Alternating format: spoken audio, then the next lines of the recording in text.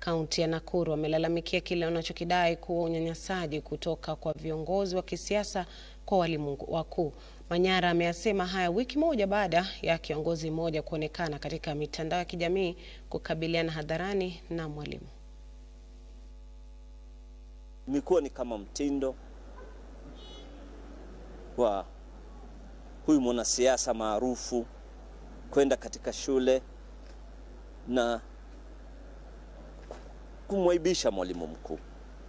Na tuna watoto na wazazi. Tunashindwa sisi tutaweza kuangalia vipi hawa watoto na tupatio heshima.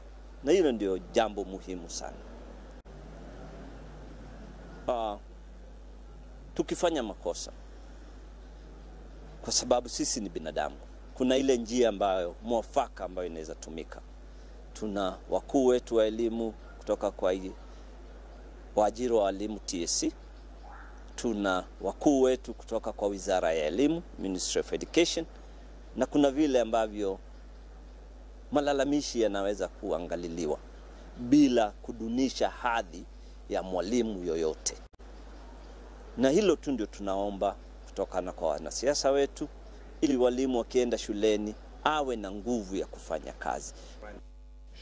Na mtazamaji, ni wakati sasa tutakuwa tunachukua mapumziko kidogo, lakini kumbuka